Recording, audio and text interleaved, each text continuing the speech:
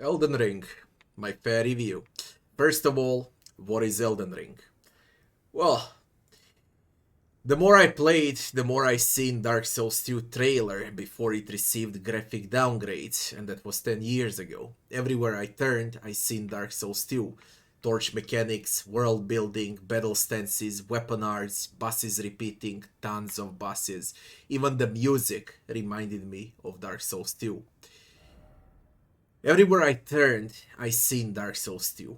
So, Elden Ring is basically a better looking Dark Souls 2 with Dark Souls 3 graphics in the huge, out of this mind, open world with a small addition of sneaking and jumping mechanics from Sekiro, and with addition of a horse for a fast travel around the world of the lands between. Elden Ring borrows out of all From Software titles a little and makes the best possible combo out of it. Imagine the world of Dark Souls 2, but every map is as big as entire Dark Souls 1, and now multiply that with 10. That's how freaking huge this game is.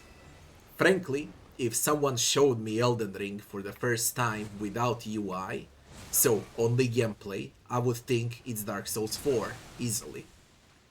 All in all, I believe that the idea behind Dark Souls 2 and what it wanted to be finally received its proper version 10 years later in Elden Ring. Elden Ring is for sure the best third person RPG in the history of gaming. It's simple as that. Does it have problems? Yes, of course it does, but very small amount of problems that we will discuss later on. So, let's go to sections and rate Elden Ring properly as it deserves. First section is the story. Classic From Software here. Confusing story, but far less confusing than in their previous games. You will find out about the world of the lands between through short cinematics, through NPCs, your interactions with NPCs, and of course, item descriptions. It's a big puzzle that will take years to solve. Community effort will be required from everyone to understand the story of Elden Ring. In short, you play as Tarnished in the world of the lands between. Your goal: assemble the Elden Ring and start a new cycle, or destroy the lands between and end the cycle of never-ending wars, pain, and suffering. Multiple endings are included, of course. What can I say? Some will love and some will hate the story and how it's presented. I personally loved it, so 10 out of 10. Next section is game bugs and optimization. Few crashes in loading screens. I had maybe around 10 or so in 150 hours. A bit of non-game breaking bugs also, and occasional stutter with frame drops from time to time. That's my experience with Elden Ring. It will get better in time for sure though. This is a huge game after all, and we cannot expect a perfect performance.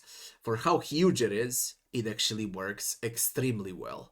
The game is optimized well, and it will work on 10-year-old configurations also. So, 8 out of 10 until some patches are applied.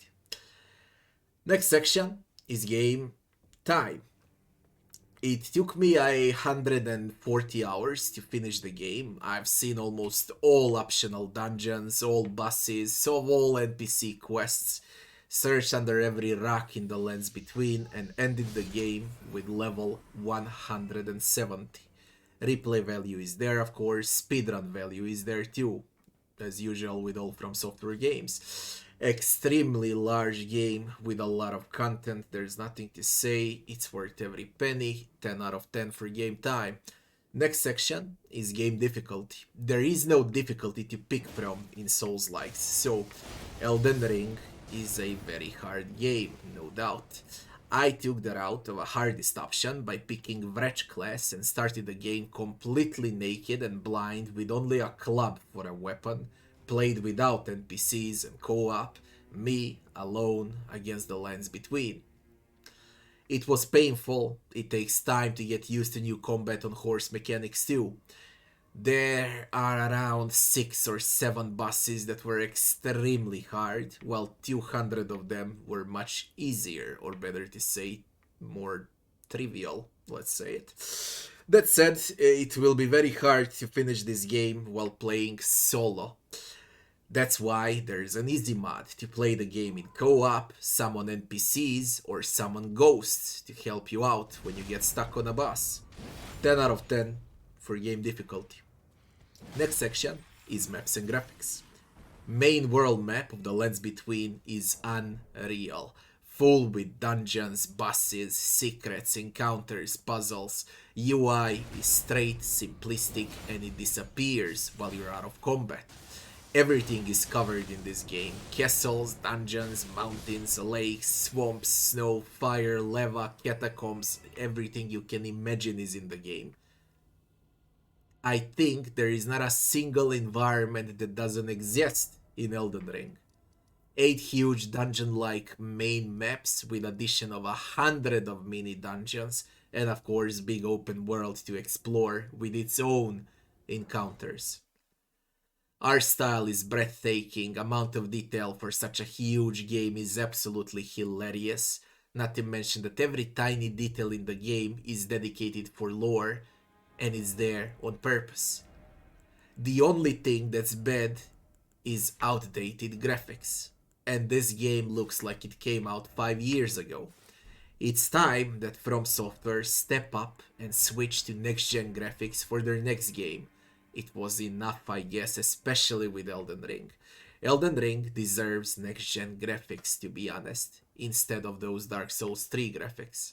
All in all, I can't give it less than 10 out of 10, because the art style is just out of this world. Next section is gameplay, the most important part. So what can I say here? It's third-person RPG open-world sandbox with elements of dungeon crawling, pain, and survival. I can easily call it a boss game, boss rush, since there are 200 bosses included. So, what do you do in Elden Ring? You will loot, upgrade weapons, discover hidden doors, secrets, ride horse into the battle, fight abominations from tiny worms to huge I can't fit on a 3-screen dragons, sneak, backstab, parry, roll, and roll even more, block, dodge, explore, discover, die, fight, die, until you get good. Again, it's Dark Souls 2 mechanics with Dark Souls 3 graphics with addition of a horse in a huge open world with Sekiro sneaking mechanics. I can say one thing, I played Elden Ring for 17 hours in a row without a pause. Very few games in the world are capable of making me doing that. That's how great this game is, or better to say, that's how great the gameplay is. It's addicting, surprising, rewarding, mysterious, breathtaking, agonizing, and never-ending experience. As far as co-op and PvP goes, the first one was made to make the game easier and give a proper chance to everyone to finish the game, while the second one is completely unfair and unbalanced. This game was made for solo run, and its huge world map and campaign are a living proof of that. Lack of covenants also. All in all, 10 out of 10 for gameplay. Next section is leveling and itemization. This is a huge topic, and I'll try to keep it as short as I can. Classic Souls-like leveling system. Instead of souls, you use runes. They work the same way. Level up your attributes with runes or spend runes and materials to buy or upgrade weapons and items. Great runes will give various boosts. New thing is also Flask of Wondrous Physic, raise damage, receive less damage, and so on. Flask upgrades are also included. All items come with mysterious lore puzzling descriptions. You'll have talismans, consumables, tons of them, as well as classic headgear, armor, wrists, and legs. All items come in forms of different sets. Classes depend on your playstyle. Tanky heavy weapons like Dexterity Nimble, Full Fate utility spells, fire spells, buffer, healer, classic mage, death mage, or a complete mix and a combo of a fighter and a mage, or a fighter and fate, and so on. Everything is valid and everything works well in Elden Ring, so play how you like it the most. Bottom line is, you'll always have tons of things to do, switch, change, and upgrade along your journey. It's never boring with creating a character, even if main leveling is somehow simplistic. Souls veterans will feel at home with Elden Ring, that's for sure. Innovation is there, but in very, very small amounts. 9 out of 10 for leveling and itemization.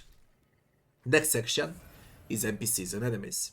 Hilarious amount of NPCs with their own personal quests and lore.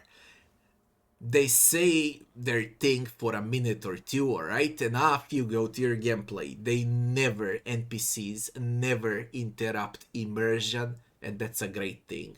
Enemies, as I said at the start of this video, from worms to dragons, skeletons to giants, soldiers to knights, abominations to even bigger and humongous abominations.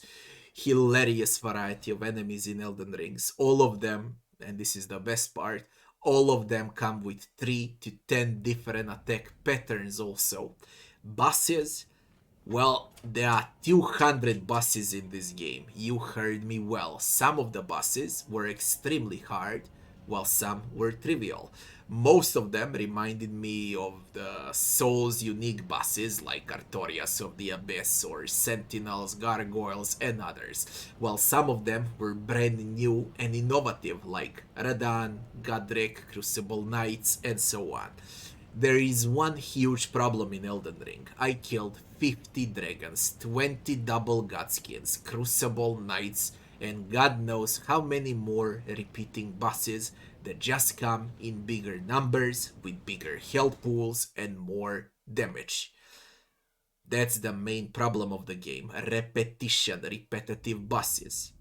Main story progression is perfection, very unique bosses with unique phases and moves, but optional dungeons can become a bit repetitive after 50 hours in the game, to the point of being repetitive into madness after 100 hours in. I frankly don't like the repetition, and it will kill my will to go for a new game plus, knowing that I'll need to kill 50 same dragons with different names again. I'll probably do a new run on a new game plus, but I'll wait for at least a year so I forget about Elden Ring for a bit. It's not a small game after all, and you need those skills for runes and items, so that repetition is very, very tiresome. 9 out of 10 for NPCs and enemies. Last section is music and sound. Perfect music, great main theme, epic godskin music. Every line of text was voice acted, voice acting is great. Sound effects are extremely good also, if not the best so far. So, 10 out of 10 for music and sound. Final verdict. We got 86 points in 9 sections, and that would be 9.5 out of 10 for Elden Ring. Once bugs and performance are fixed, we're looking at 9.7 out of 10, and Elden Ring will get close to perfection. It will never be that 10 out of 10 perfect game, because of a very 3 simple reasons, and those would be these negatives that just can't get fixed, alright? Outdated graphics, repetitive bosses, and not enough innovation into leveling and itemization system will put this game below 10 out of 10.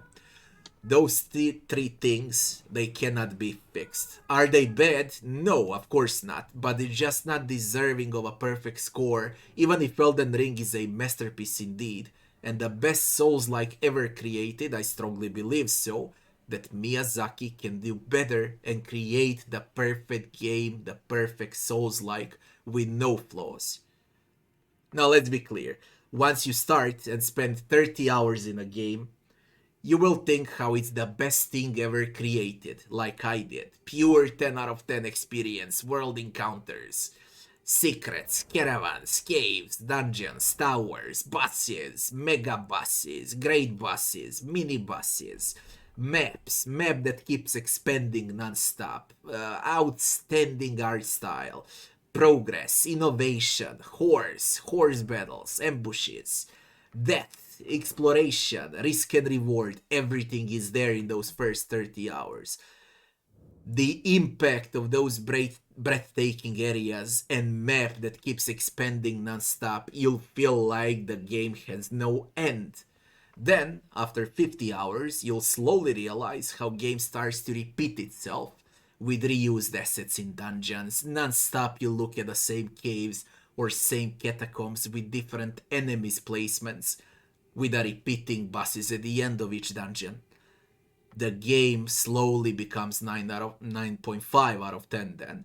Then you see Capital of Leyndell for the first time, or Helix the game again jumps to 10 out of 10. And then you see those freaking mountains after 100 hours in the game, with again same repeating dragons and bosses on every corner. And again those same dungeons, and bam, the score drops again to 9.5 out of 10 from 10 out of 10. I have a feeling that Elden Ring would be a 10 out of 10 game if it was at least 40% shorter than it actually is. Alas, that's not the case, and I got tired, completely tired, after 120 hours in a game. I just wanted it to end. I could not look at another dragon or dual bosses or a crucible knight again. I rushed the last 10% of the game.